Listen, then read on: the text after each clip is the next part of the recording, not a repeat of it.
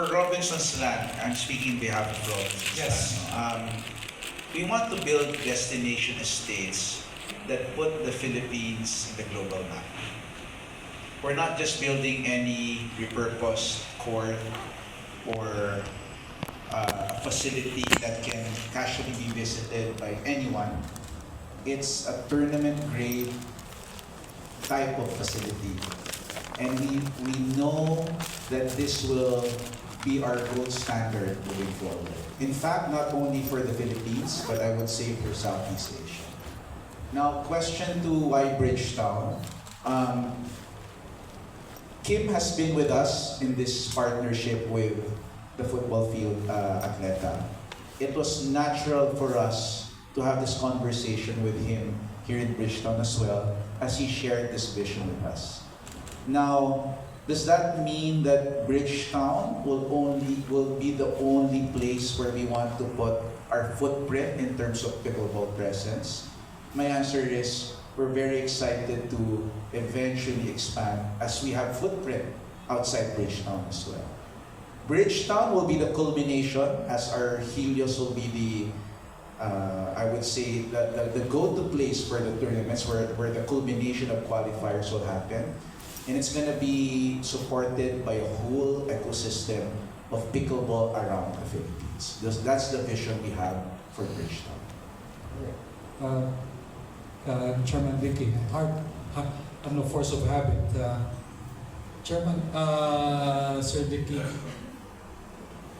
why Helios? We know it's a Greek sun god, but where did we pick up that name?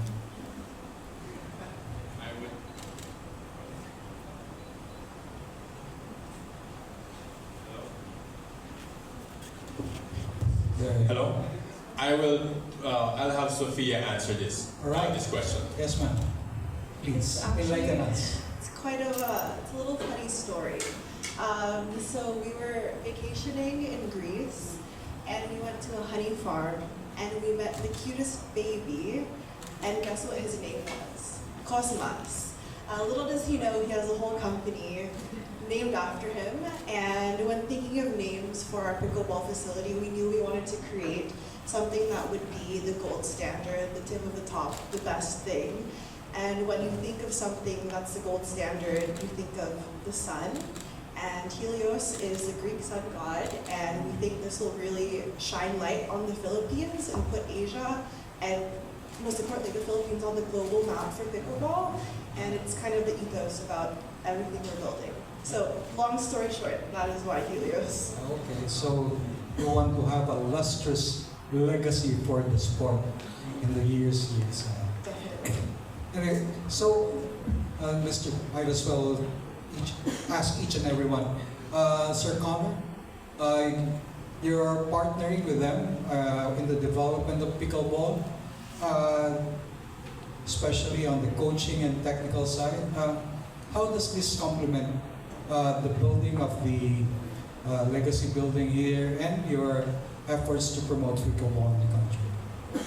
Yeah, it's definitely a very cool project for me in the sense that I'm involved on the facility side. So JDC was co-founded, me and my brother co-founded it about 3 years ago now, and it's come a really long way, but the original vision of that was to help more facilities get it right, because we felt like we had accumulated a lot of knowledge over the years. We traveled a lot to play, a lot of large facilities in the country, out of the country. We saw the good, the bad, and having worked at a country club before that, I also saw a lot of programming. So I felt like with all that knowledge accumulated, it would be a waste to not share some of that knowledge with other people. And of course, the natural thing to do at the time was to spread that to facilities in the US. But to me, the bigger opportunity is actually internationally, to where you don't have to repeat the same mistakes that we made in the US if you have the right partner. So a lot of the stuff that we try to share with our clients, with our partners, it's not rocket science, but it really helps in terms of scaling faster, doing things right the first time, and also setting an entirely new standard out of the gates. The other piece is the Racket Pro piece, which is personally very meaningful to me.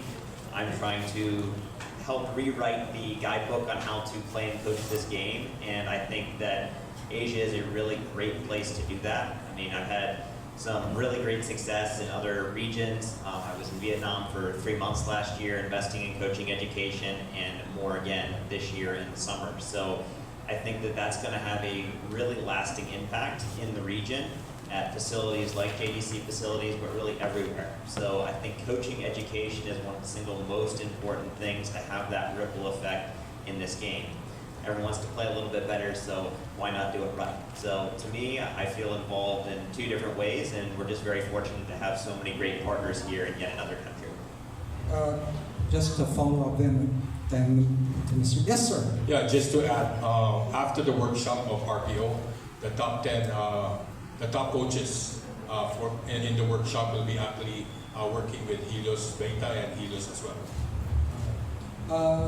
Mr. Colin, you said that having experience and seeing the mushrooming, literally mushrooming of the sport and facilities, you want to make this facility not only durable, sustainable, and of course, profitable.